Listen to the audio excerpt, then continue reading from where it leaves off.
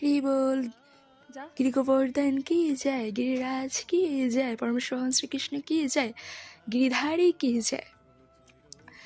তো আজকে এই ভিডিওতে আমি তুলে ধরার চেষ্টা করব গিরি গোবর্ধনের সেই লীলাসমূহ এবং মাহাত্ম্য। তো ব্রজধামে পরমেশ্বর ভগবান একবার যখন ইন্দ্রপূজা হচ্ছিল তখন সবাইকে উপদেশ দিয়েছিলেন যে না, গিরি গোবর্ধন থেকে আমরা সবকিছু পাই, তা আমাদের উচিত গিরি গোবর্ধনের পূজা করা, গিরিরাজের পূজা করা। তো তখন ইন্দ্রদেব খুবই ক্ষিপ্ত হয়ে যান। তো উনি মানে একদম মুষলধারের বজ্রপাত প্লাস বৃষ্টিপাত করা শুরু করে। তো তখন সমস্ত ব্রজবাসীদেরকে রক্ষা করার জন্য পরমেশ্বর ভগবান তার কনিষ্ঠ আঙ্গুলে এই গিরি গোবর্ধন পর্বতকে ধারণ করেছিলেন 7 দিন 7 রাত। তো এটা আপনি দর্শন করতে পারবেন বৃন্দাবনে গিয়ে, প্লাস সচিমাতা ধামে।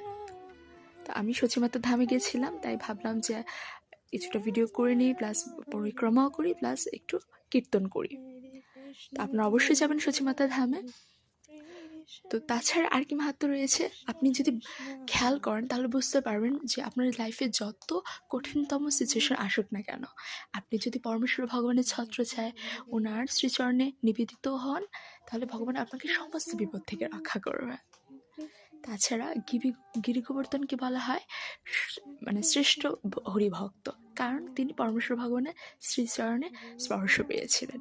তার পাশাপাশি গিরি গোবর্ধনের সাথে অন্নকূট মহোৎসবেরও একটা মাহাত্ম্য আছে। তো অন্নকূট মহোৎসব আমরা জানি যে কার্তিক মাসে বা দামোদর মাসে দিকে পালন করা হয়।